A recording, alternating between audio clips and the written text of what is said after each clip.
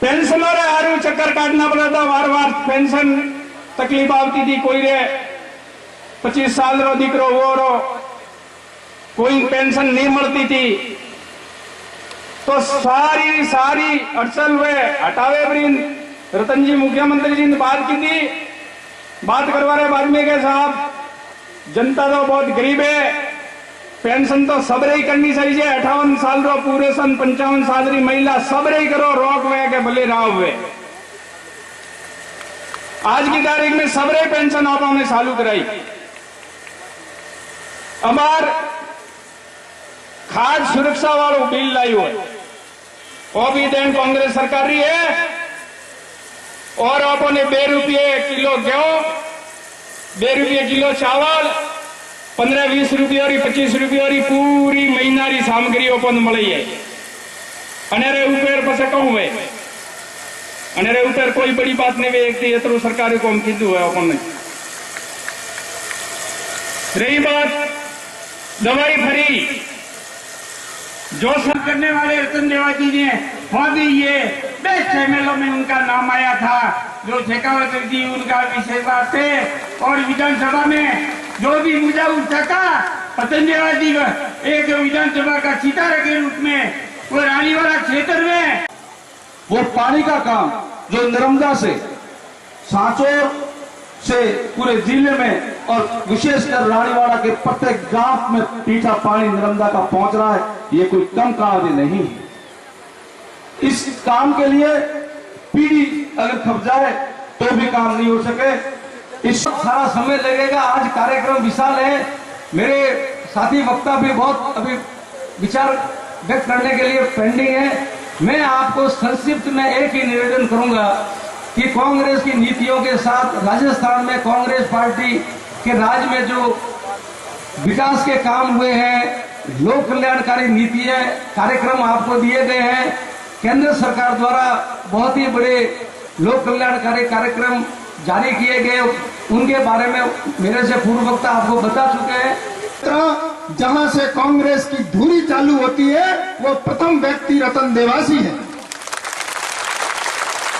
वो रतन देवासी, इसके पहले भी देश आजाद होने के बाद में 65 साल हो गए हैं, कांग्रेस के विधायक भी यहां से कांग्रेस पार्टी के उम्मीदवार के बाद में विजय होने के बाद में विधायक रहे हैं, परंतु उन्होंने कांग्रेस को पत्थर में बताई थी।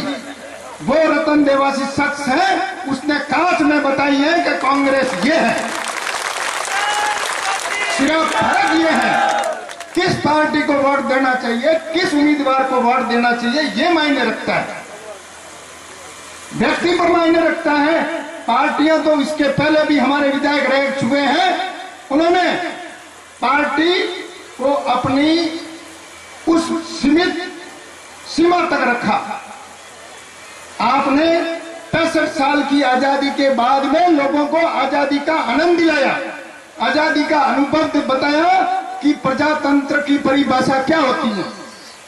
प्रजातंत्र वो है, इंग्लिश में कहते हैं कि by the people for the people, जनता के लिए और जनता के लिए।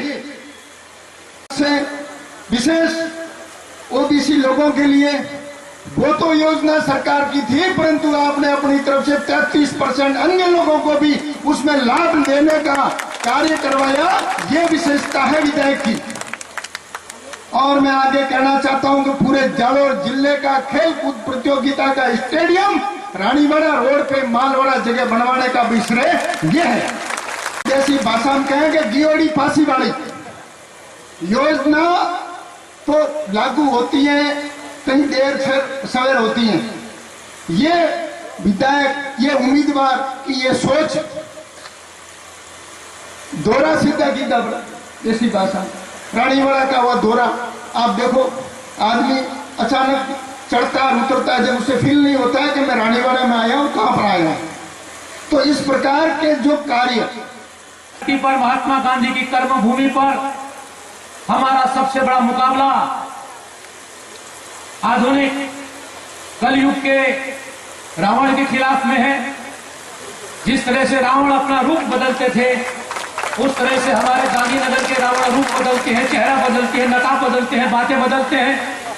उनके सामने हमारा जब जंग चल रहा है तो मुझे याद है उस लड़ाई में रतन जी भी वहां मौजूद थे, वहां पर आए थे, गए हमारे विधानसभा के चुनाव में। जब मैं वहां से आ रहा था तो हमारे गुजरात कांग्रेस के अध्यक्ष अर्जुन भाई मोडवाड़ा जी को मैंने कहा कि भाई रतन देवासी जी ने बुलाया है, जो हमारे अहमदाबाद के दामाद भी हैं। हमारे इस भारत माता पर हो रहा है, इस राष्ट्र के भवन पर जो खतरा मंडरा रहा है, तो जिस गुजरात से महात्मा गांधी ने इस देश को आजाद करवाया था, उसी गुजरात से एक राक्षस पैदा हुआ है जो इस गुजरात नहीं पूरे हिंदुस्तान को गुलाम बनाना चाहता है। हम सब की लड़ाई भारत की लड़ाई है, और जब हम वो लड़ रहे हैं तो रतन देवासी जी जो मीटिंग यहाँ पर आयोजित किए हैं, मैं सुन रहा था मेरे से पूर्व वक्ताओं को, आपके जिला कांग्रेस के अध्यक्ष, आपके महामंत्री जी और उसके पहले एक चाचा जी जो यहाँ पर बैठे हैं, जमीन भी नहीं खोदी गई है। हमारे मुख्यमंत्री नरेंद्र मोदी बोलते हैं गुजरात बहुत आगे बढ़ गया है, बहुत आगे बढ़ गया, बहुत आगे बढ़ गया है। मोदी साहब आके जयपुर में देखो, वहां मेट्रो चालू ही हो चुकी है, शुरू हो चुकी है। राजस्थान का जो विकास हुआ है वो विकास के अंदर मैं कहना चाहूंगा कि